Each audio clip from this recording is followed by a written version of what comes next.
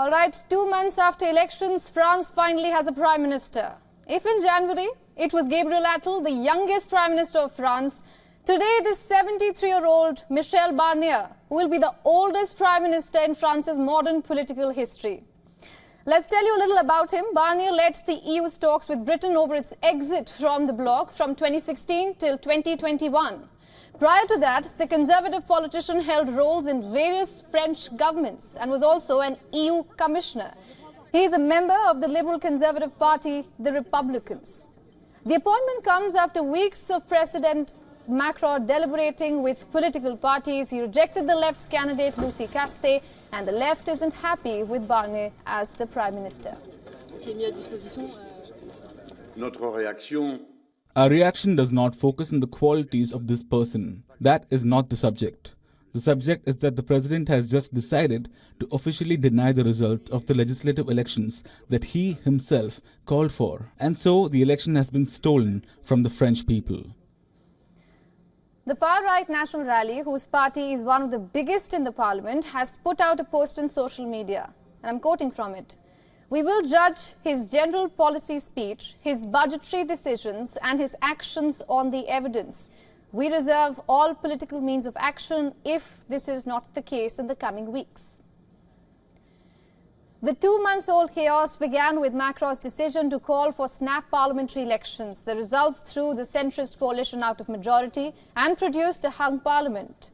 While Barnier's appointment does end weeks of political deadlock, the tough days haven't ended in France. With the fractured parliament, adopting reforms will be a challenge. The first major task for Barnier will be to submit next year's budget plan to the National Assembly. And if other parties are not satisfied, it could trigger a vote of no confidence.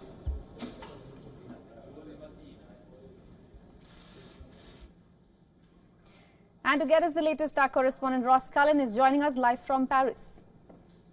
Ross, good to see you. It's been about 3 hours since the appointment. How has the reception been in Paris?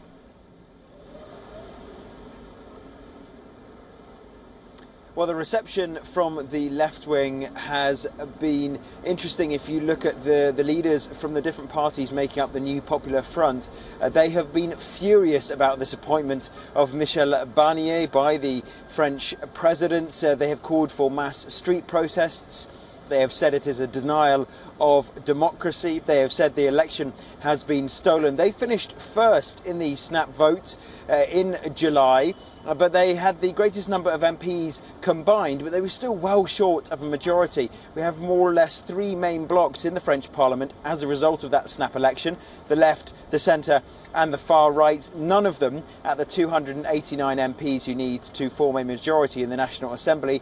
Therefore, there was going to have to be some form of compromise, some form of coalition. And the French president, surprisingly, has gone for a representative of the party which finished 4th in the election, the Republicans, the centre-right, Michel Barnier, a veteran of French politics, first being appointed as a minister in 1993 under the then President Jacques Chirac, and more recently, as you say, he's been working in the European Union. His first job, when he officially takes office at 6 p.m. local time here in France today, will be to try to work out how to form a coalition government. Will he call on members of parliament from other political parties to try to have a big tent coalition government with many different representative voices, not just from his party? Will he also try to work out how to present a budget plan, which needs to be done before the 1st of October, that is able to satisfy the European Union, not just France? And is he also going to be able to hold together this coalition government, because it's likely the left wing will call for a no confidence vote within days of his first government coming into power, which will be the first sitting of the National Assembly on the 1st of October. All right, Ross, thank you so much for all those updates from Paris. For all the latest news, download the WION app and subscribe to our YouTube channel.